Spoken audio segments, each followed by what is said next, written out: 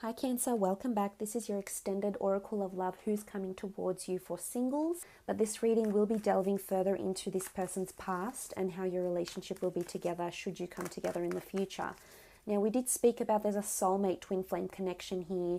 We did have the Wheel of Fortune under the Four of Chalices here. You did have the Two of Cups, the Lovers card below here as well. So we do see a beautiful, intense connection potentially coming up for you, Cancer. Let's have a look into this person's past relationship, what they were lacking, why the relationship went wrong, and what it is that they're looking for this time around.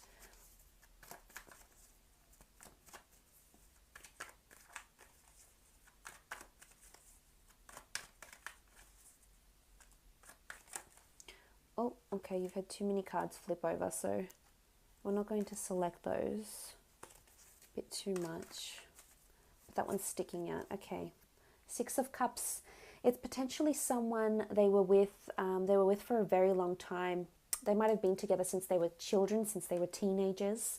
There's a strong sentimental factor with this ex for the person. They might have had children together as well. They could have fallen pregnant with a child, but then maybe had an abortion. They might have young children with them from this relationship. But there's nostalgia with the Six of Cups. Look, I think it was a relationship where they both learnt a lot from each other with the Six of Cups. This shows as a strong development of learning. We see these young children, we see the flowers, which are both symbolic of growing, learning, blossoming. So it's almost like they either grew up together and then started dating, or they very much learned a lot about each other in terms of love and what they wanted. Let's see why it went wrong though, because the Six of Cups is a very strong connection. Okay, Ace of Cups. They were quite serious with this person. They wanted a future. They might have been engaged or were seriously planning engagement or marriage. They could have been with someone that was married before and that had children from a previous marriage or commitment. They might have even played stepmother or stepfather to this person, to the children of this person. So there was a very strong connection here. Could have been another water sign as well. So I wonder what happened here in this relationship.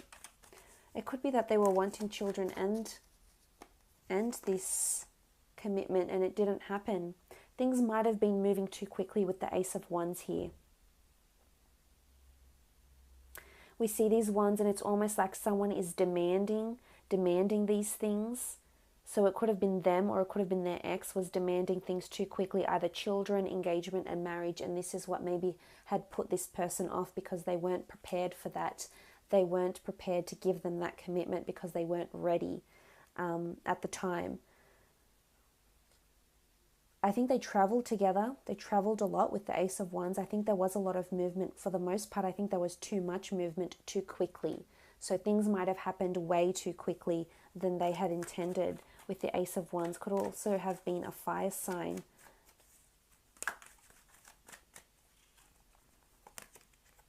Okay, Page of Swords. This is coming up as lack of certainty, lack of movement forward.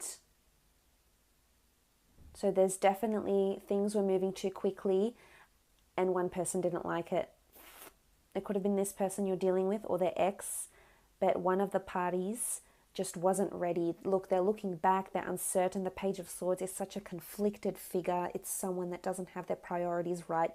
It's someone that can't wholeheartedly commit to something, at least not then and there. So I think this is why the relationship fell flat on its face, because this person just couldn't commit, or this person's ex just couldn't commit. Was, we see this person holding the sword and it's sort of very, very loosely in his hand, so he's not holding it with confidence or with certainty. We see him looking back. We see 1 foot forward and 1 foot facing back, so they might have been looking back on their past still, or they might have been hesitant to move forward because they were still wanting to live a life, whether it was singledom or just you know, something different from what they were forced to enter into. And I think someone was forcing, someone was definitely leading more than the other. And it was, maybe things were just, this other person just wanted things too quickly. And if they did have a relationship from their childhood, then I think this person was lacking action. Because they might have been together from childhood or from a very young age, they lacked that passion and certain life experience that comes with having multiple partners over a certain amount of years. Because that's how you know, the more exposure you have to different people and the more relationships you have, the more you are exposed to how different people think and feel and what resonates with different people. So I think a part of that impacted them. And this is why they couldn't be in that relationship. This person could very much be in their mind as well. They could shy away from exposing too much.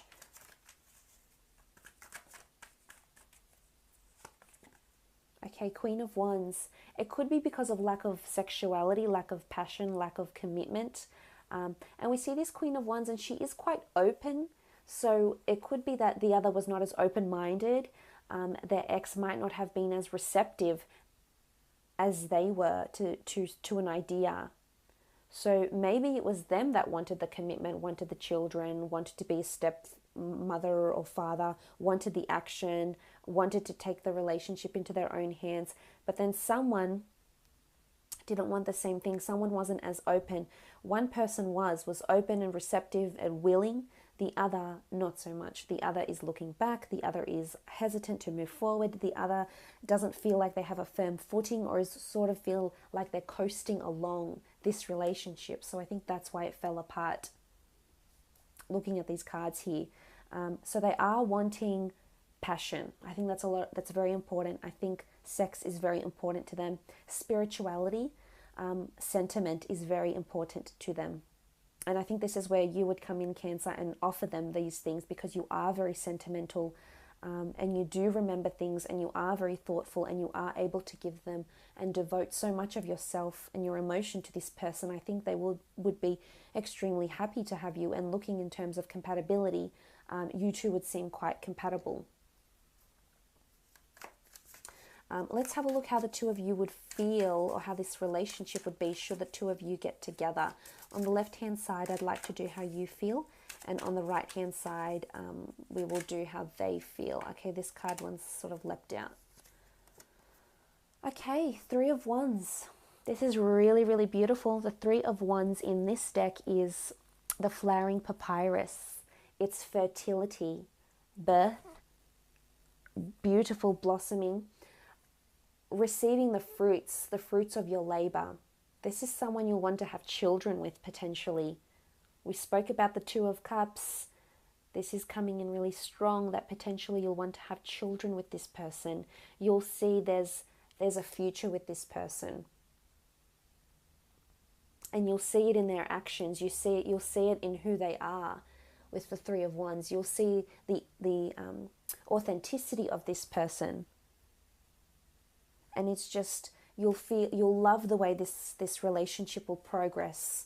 You'll feel really emotionally secure and comfortable, and you'll feel there's a future. So maybe you don't want to have children, and children aren't for you, and that's okay. But you will just, regardless, you'll just love how you grow together, and how there's always something new to learn about this person, and there's always something very intriguing about them that keeps you on your toes. It's almost like there's an element of surprise to this person that just keeps you going and keeps you very intrigued. But beautiful blossoming relationship here. There's a lot of action as well. I feel like there's opportunities for the two of you to travel together, but you'll definitely feel there's a beautiful future with this person. Okay, what do we have? The Five of Pentacles. The Five of Pentacles can denote a bit of setbacks. And in particular in this deck, it's setbacks over money or finances or assets. So again, I think this money factor, this greed or this ambition will affect the relationship. Hopefully not too much, but I think on some level with the Five of Pentacles, it can be problems in money or physical problems. So anything to do with material possessions or money, assets, or setbacks. I think it has more to do with finances because I think it's the nature of this person. And the setbacks to the relationship could be that there's more concentration on the physical. So either as much as they do want, you know, physicality, it might even be too much for you, Cancer. You might just tire of this constant physical need, and this might in turn shape and, you know, set back the relationship. And that's not to say they're, you know, they're nymphos and they just want sex all the time. It's just to say that they are very demanding in that aspect because they're very demanding for you and your sexuality. And this could be a setback in the relationship. So look out for that with the Five of Pentacles. But again, it's only minor with the Five. But we do see what look like cobras here. So it's almost like this sort of sneaky snake vibe. They could be sneaky about money as well. This might affect the relationship. King of Wands. Okay, you will feel that they're quite nurturing though. They do offer you a lot of affection and vice versa, which is really, really good. The King of Wands is seen as, in particular in this deck, the King of Wands is someone that's quite mature, that wants to give you help and guidance. So I think you'll feel quite nurtured by this person. And, you know, we see this Pharaoh here, and he looks like he's quite in charge of a lot. He's quite a senior figure. So it's almost like you'll really, really look up to them. They will have quite a large influence over you. But they'll want to help and guide you, and you'll see them as this benevolent, nurturing figure, and I think you'll enjoy it for the most part. You'll feel like they're a man or they're a woman of action in this relationship. And this will definitely drive the blossoming and growth of the relationship.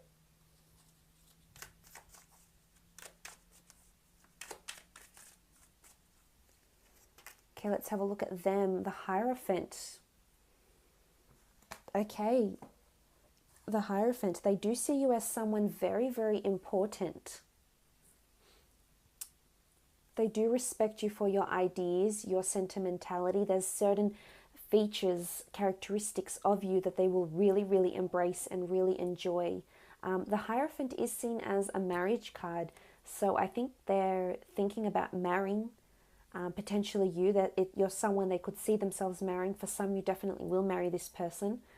The Hierophant has this sort of religious, priestly connotation, so that's where the marriage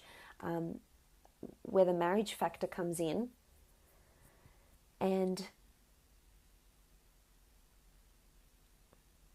it's idolatry. It's mesmerized. I think there's a part of you that appeals to them very much. Almost feel mesmerized. So again, I think this comes into the attraction, but it's deeper than that. We saw the Six of Cups, and we have the Ace of Cups here. So they're wanting that emotional bond, which you can offer them. And hopefully with that, you can offer them that same physical component, because that's very important to them. But again, the Hierophant is a very well-respected, revered, mature figure. So I think for the most part in this relationship, this is how this person will be towards you, and this is how they see you.